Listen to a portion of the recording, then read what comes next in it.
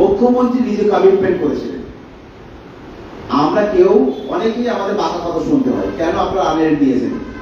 স্বয়ং গভর্নমেন্ট তিনি কমিটমেন্ট করেছেন আমি এতগুলো শিক্ষা প্রতিষ্ঠান দেব। মাননীয় মুখ্যমন্ত্রী মমতা বন্দ্যোপাধ্যায় নিজে কমিটমেন্ট করেছেন আমি 10,000 মাদ্রাসা দেব।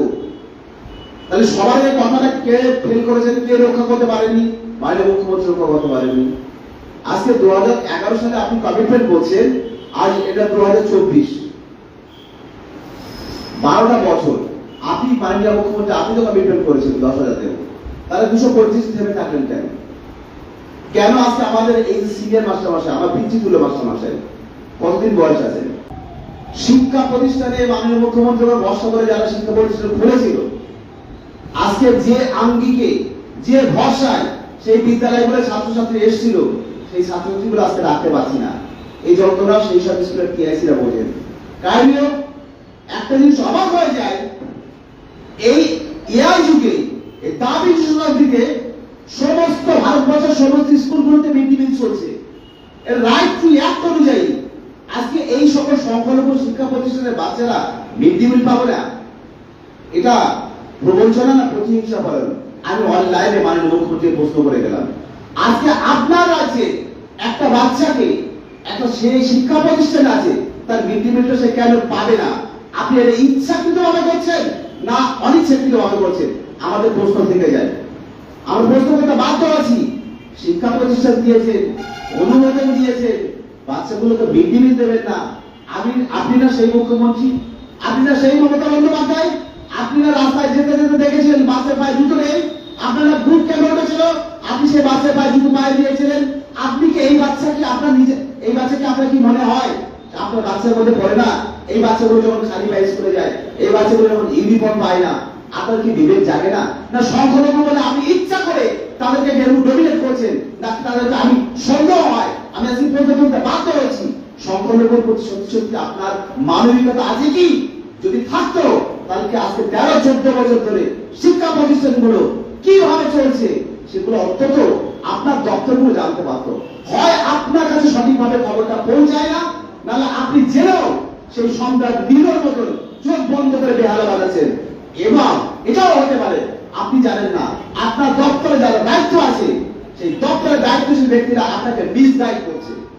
আজকে অনেক যন্ত্রণার কথাগুলো বলতে বাধ্য হচ্ছি, কারণ একটা শিক্ষা প্রতিষ্ঠানে একজন শিক্ষক সকালবেলা আসবেন আর বিকেল বেলা যাবেন, তাকে সাম্মানিক 5,000 টাকা, 5,500 টাকা, এটা একটা সাম্মানিক হলো? আজ দুর্ভাগ্যের বিষয়, মাননীয় মুখ্যমন্ত্রী আপনি শুনে রেখে দিন, আপনি যাদেরকে দায়িত্ব দিয়েছেন, যাদেরকে ডিপার্টমেন্টের দায়িত্ব দিয়েছেন, তারা আপনাদেরকে কলঙ্কিত করছে, কালিমালিপ্ত করছে। কারণ আপনার স্বপ্নের প্রকল্প এই আধিকারিকরা ইমপ্লিমেন্ট করছে না।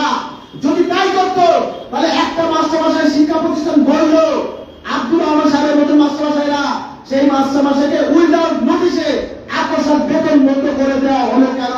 এই জবাব আজ এখান থেকে নিচ্ছি, কাল রাজপথ থেকে নেব।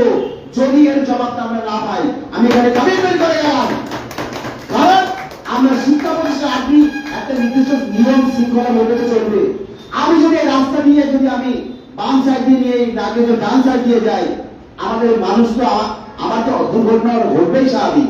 একটা শিক্ষা প্রতিষ্ঠান চলছে, কোন শৃঙ্খলা নেই, নিয়ম নীতির কোন ধাপ দিয়ে যাওয়া হয় না।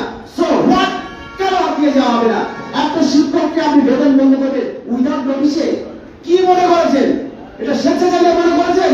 মাননীয় মুখ্যমন্ত্রী আপনার দৃষ্টি আকর্ষণ করছি, আপনি হয়তো এই বিষয়গুলো অবগত নয়, আপনার আধিকারিকরা স্বেচ্ছাচারিতা করছেন। আপনি নিশ্চয়ই আপনার কানে যদি এই কথাগুলো যেত, আপনি কোনদিন চাইতেন না আপনার এই বিদ্যালয়ের বাচ্চাগুলো মিড ডে মিল না খাক, আপনি কোনদিন চাইতেন না এই বাচ্চাগুলো পোশাক না পাক, আপনি কোনদিন চাইতেন না একটা বাচ্চা একটা শিক্ষক 5,000 টাকার বিনিময়ে সকাল থেকে সন্ধ্যা পর্যন্ত ডেডিকেট করুন। আমার মনে হয় এই কোথাও আপনার মধ্যে একটা বিশ্বাসঘাতকতা জড়িয়ে আছে, যে বিশ্বাসঘাতকরা আপনাকে মিসগাইড করছে। আমরা আশা করব অবিলম্বে এর সুষ্ঠু সমাধান হবে, আর সুষ্ঠু সমাধান হলে আমরা সরকারের সঙ্গে সহমত রেখে কাজ করবো। একটা কথা বলে গেলেন যে আন্দোলন হবে না, আমি সংগঠন সেক্রেটারি থেকে বলতে বাধ্য হচ্ছি, আন্দোলন হবে না এই কথা আমি বলবো না। আন্দোলন আমরা কেউ চাই না। আন্দোলন যদি আমাদেরকে সরকার করতে বাধ্য করে, আমরা আন্দোলন করতে বাধ্য হব। আন্দোলন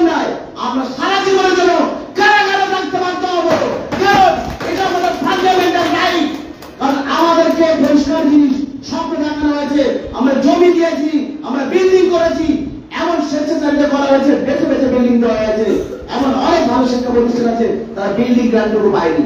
কেন কেন পায়নি? এমএসডিবি প্রকল্পের টাকা আজকে রিটার্ন যাচ্ছে, কেন যাচ্ছে? আমি মনে করি এই দপ্তরে যারা দায়িত্ব আছে তারা প্রপারলি মাদ্রাসা দপ্তরের পূর্ণমন্ত্রী মমতা বন্দ্যোপাধ্যায় সঠিক প্রকল্পগুলো তুলে দিচ্ছেন না। তিনি যদি জানতেন তাহলে নিঃসন্দেহে আমাদের এই দুর্দিন থাকতো না, আমার দুর্দশা বুঝে যেত।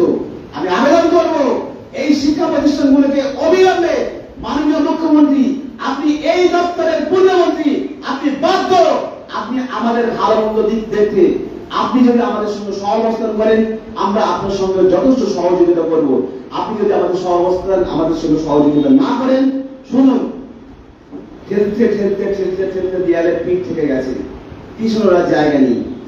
আজ খুব কষ্ট হয়, হাজার হাজার বিঘের দীঘার মুখে মন্দির হচ্ছে, লক্ষ লক্ষ কোটি কোটি টাকা খরচ হচ্ছে, সরকারের তাতে অর্থের কম পড়ে না, সরকারের অর্থ কম পড়ে। সংখ্যালঘু সমাজ যখন পিছিয়ে সমাজ যখন সমাজের মুখে উঠে আসে, দুটো পড়াশোনার বই দিতে চায়, তখন মাননীয় মুখ্যমন্ত্রী আপনার অর্থের ভান্ডারে কি টান করে প্রশ্ন ইচ্ছে করছে আজকে আমাকে করবো, আগামী দিন রাজপথে করবো, আপনার সামনে করবো, পারলে যা পারবে করে নেবেন। যদি বলি কেন করতে, কেন করবো না? কতদিন লাগে? 2013 সালে অনুমোদন দিয়েছেন, বেতন দিতে গিয়ে লাগলো আপনার 10টা বছর। কেন 10 বছর পরে বেতন দিলেন, আজও কনফার্মেশন দিলেন না? কেন? আমার বাবা, আমার সন্তান বলে আমার বাবা টিচার, আমার শ্বশুরবাড়ির লোক বলে আমি টিচার, আমার প্রতিবেশী বলে আমি একজন শিক্ষক। সত্যি কি আমি শিক্ষক? কি আছে আপনার কনফার্মেশন? কালকে আপনাকে বেতন দেওয়া হবে না। কেন? কেন আমাদের অনিশ্চিত ভবিষ্যতের মধ্যে রাখা হয়েছে? আমরা তো ডেডিকেট করেছি এই শিক্ষা প্রতিষ্ঠানগুলোর মধ্যে, আমরা নিজেদের কিন্তু ডেডিকেট করেছি, আমরা মুখ্যমন্ত্রীকে ভরসা করেছিলাম, বিশ্বাস করেছিলাম। আপনাকে বিশ্বাস আজও করি, আগামী দিনেও করব। একটাই কারণ, দুঃখ থাকলে কষ্ট থাকলে কষ্টগুলো বলবো, কষ্টের প্রতিফলন বা প্রক্রিয়া হয়তো আমাদের কষ্টের কারণে অনেকগুলো ঠিকভাবে বলতে পারি না, কিন্তু কষ্ট কষ্টই। আজকে বলতে বাধ্য হচ্ছি, বীরভূম জেলাটা পথ দেখিয়েছে, বীরভূম জেলা অনেক আদর্শ জেলা, বীরভূম জেলা প্রাকৃতিক সম্পদে ভরা, বীরভূম জেলা শিক্ষায় সবচেয়ে বাংলার বুকে এগিয়ে। সেই বীরভূম জেলা আগামী দিন, গতদিন যে পথ দেখিয়েছে, আগামী দিনের পথ দেখাবে। আমরা শেষ কথা বলবো, আমার সভাপতি সাংগঠনিক কথাটা বিস্তারিত বলবে, আমি সেক্রেটারি হিসেবে লাস্ট ওয়ার্নিং দিয়ে গেলাম। আমরা প্রথমত মাননীয় মুখ্যমন্ত্রী মমতা বন্দ্যোপাধ্যায় দেখিয়েছেন আন্দোলনের মধ্য দিয়ে সরকারে আসা যায়।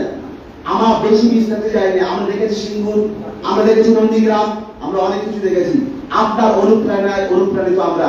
মাননীয় মুখ্যমন্ত্রী আপনি আমার দপ্তরের পূর্ণমন্ত্রী, আমার মাদ্রাসা দপ্তরের পূর্ণমন্ত্রী, আপনি অবিলম্বে এই সকল শিক্ষা প্রতিষ্ঠানগুলি হস্তক্ষেপ করুন এবং তার সুরাহা করুন। আমাদেরকে বাধ্য করবেন না রাজপথে দিতে। আমরা যদি বাধ্য হই রাজপথে দিতে, তার পরিণামটা ভালো হবে না। এই বলে আমি আমার বক্তব্য শেষ করব।